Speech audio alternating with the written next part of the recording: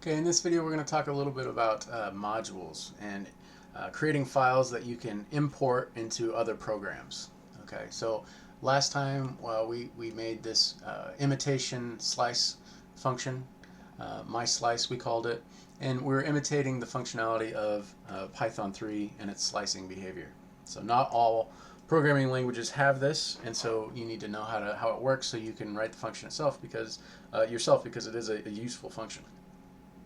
So let's pretend that Python doesn't have the slicing function, and we wrote our own, and we want to include it in some other program. Okay. So this is call it prog.py, right? That's fine. And in this program, I want to import my slice. Okay, so import my slice. Now what I'm importing here is the file name. That is the name of this module, right? Sometimes they're referred to as libraries or packages. In Python, I believe they refer to them as modules, right? But the idea is similar across all languages, right? So you have the module. We're going to import that. This is the identifier. It's the name of the file minus the .py extension. Okay, so your file does have to have a py extension, you just don't include it. So this is why it's called my slice. Now, we just so happen to have something defined in that file also called my slice. All right, that's a coincidence. We are importing the file name, not the name of what's inside. Because if you think about it, how would my program know what that my slice is defined in this file without first opening the file, right? So when you import, you're importing the file name, and now I can have access to the slice function. So I can have access in a couple of different ways. Let's say we have a list of these items, and it's a string, so if we make it a list, each character will be a list. Right, and then I want to use my slice function. Okay, so I've imported the file. Now anything that is in the global scope, so anything that's defined at this first indentation level, so this function is defined at that first indentation level, anything that's defined there is accessible from the package. Okay, so here we have my slice, we have the my slice package, and then we use the dot operator to access things that are defined in it, and the function name is named the same thing. So this is my slice, and we can pass in li, and we can say we want to check, the item from -6 to -1. Right? So now we're using the function that was defined inside of another file. And this is really nice because it allows you to have smaller files. So I only have one thing in this file, and if anything goes wrong with this one thing, I can open this file right away. I can find it over here and modify it and fix it up. I don't have to go scrolling through tons of code, right? So it's really nice to have, you want, as much as you can, you want to have nice small files and be very organized and then import them in different ways, right? So here, we're running my slice. Let's make sure that this works. I need to chmod +x my program, and then also add my hashbang at the top. Alright, so now I should be able to run this. Alright, and we get a slice from let's see, list my slice, pass in the list.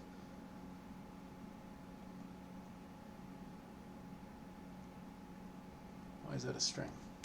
A, B, C, D, E, F, G. Print. Oh, yeah, okay, so this brings up a very important point. I intended to bring this up. So we're not printing anything here, right? We have a list of things, and we're taking a slice of that list, right? And this is in our main program, right? So we have, this program has no output. In memory, it's doing all of these things. It's creating the list, right? It's grabbing the slice, but that returns a value. But we're not doing anything with it. I can print that out, and now we'll see it. All right, but now this is correct, right? This is the -6 slice to the -1 slice. This is the correct slice, but where is this coming from? Right? This A, B, C, D, E, F, G. That's confusing, right? Because I don't have that in my program here, main program. Well, where that's coming from is if we go back to my slice, whenever you import this my slice program, it basically executes, right?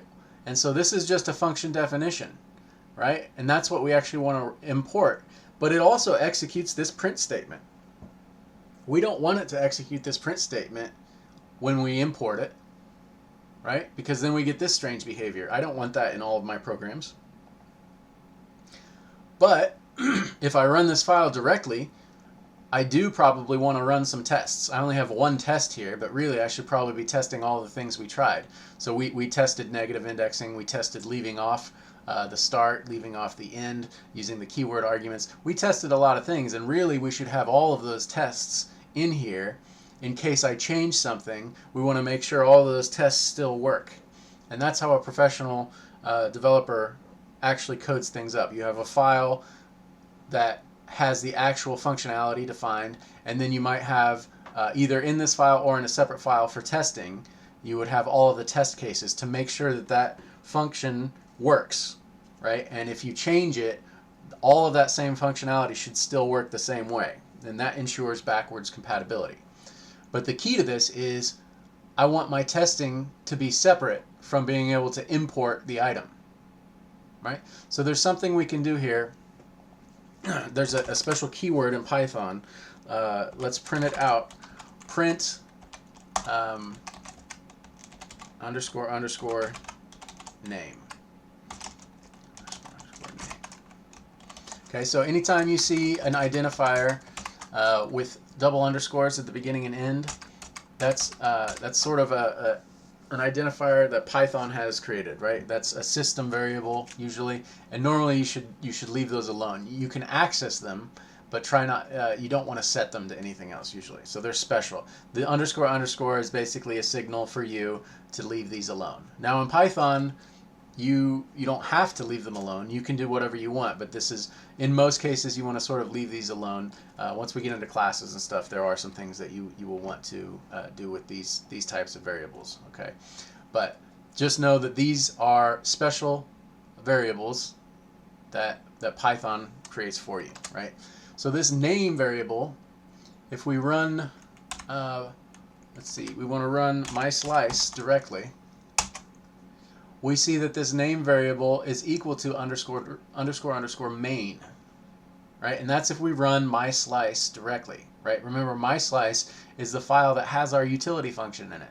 This is the file that we want to import in another program, right? But if we run it directly, this name variable holds the value main. Now, what if we run program where we import slice? Now this code where we're printing out name is inside of my slice. And we're going to run program, which is importing my slice. So we'll see what the value is now. So now if we import the file, it equals the name is my slice, right? So main is the value of name whenever you run the file directly. Okay, so if I ran my slice directly, if this was the starting point, right, the name is equal to main.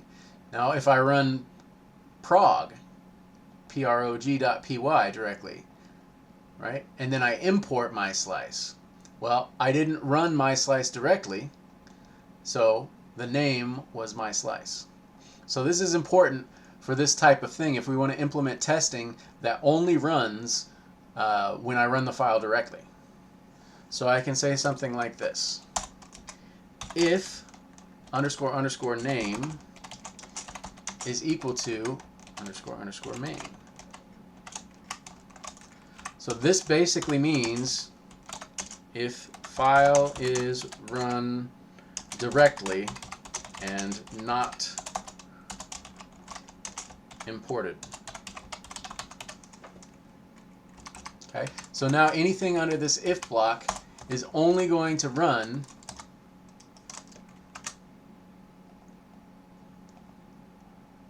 if name is equal to main. So it's only going to run if the file is run directly.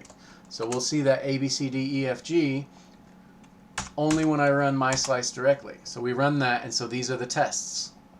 Now if I run prog, which is importing my slice, we don't see this like we were before. That's because name doesn't equal main, so we don't execute any of these tests. So this is a nice way you can add all of your tests to, if you have a utility function, right? My slice is a utility file, and you're going to use this in other places in your code. You can define the function, and then you can have a bunch of tests down here.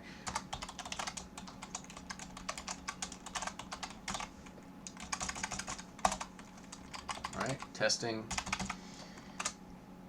And that only runs when you run the file directly. If I import it, it doesn't run. Okay. Another one of these interesting keywords, right? So name equals main. You probably use this a lot. If name equals main, then you run your tests. Another thing you might want to know about is we're going to make a format string here, and we're going to say testing for file, and I'll make this single quotes because I want to have some quotation marks in my string. And the file is underscore underscore file.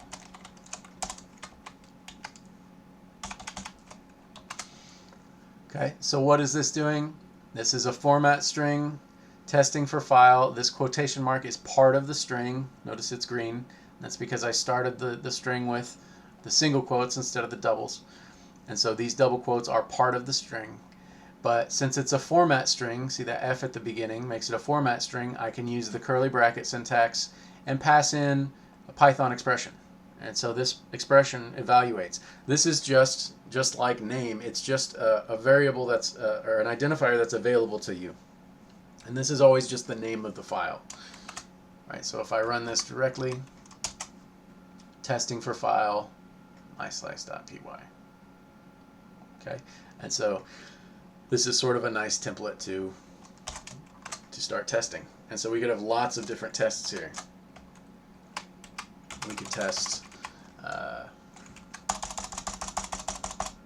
that. We could test all of these, you know, if there's a list. Right? And there's a whole lot of different ways you can test. And there's whole frameworks built around testing. So ideally what you would want to do is you would want to check to verify that this is the proper value, and if it is, you'd count that as a passed test, and if it's not, it's a failed test, and then you would print out every failed test, what happened, right? And all the successful tests you'd count, and then at the end you'd say passed, you know, 30 out of 32 tests, and if you have any failures, you have to go fix those, right? And so that's how you can ensure that you don't break anything when you modify a function here. And then as you add features to the function, all of the old stuff should still work, all of your tests should still work, but then you add some new tests based on the new functionality you added.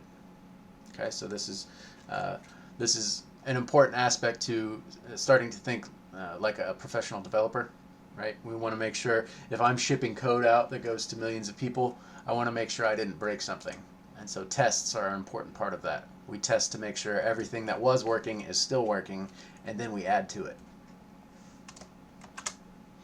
All right, so this gives you sort of a concept of how to test your code. This is a nice trick. If underscore underscore name equals main, then this code will only run if you run the file directly. And then you can also import a module that is just another file. And anything defined in this file in the global scope is going to be accessible. Right? Now there's a couple of different ways I could import some things. Right? If I had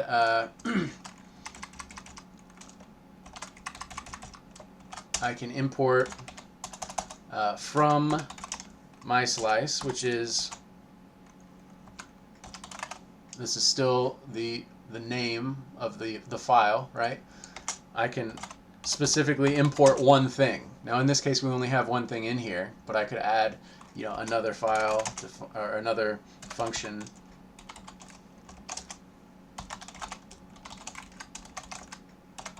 Right, a simple little function. So now there's two things in this MySlice MySlice module, right? And if I only wanted to import one,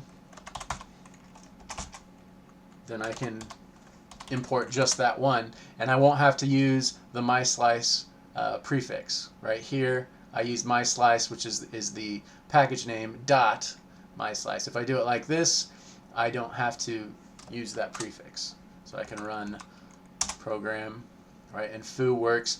I can also do something like this, from MySlice, again that's the file name, import star, and that's going to import everything in that file as if it were defined here. So again, in this case, I don't have to use the MySlice prefix. I can just, down here, I'll uncomment this and remove that prefix. And so now both foo and MySlice are accessible. Okay, so those are the different ways you can import things, and you can create your own modules. All right, so that should be enough for this video.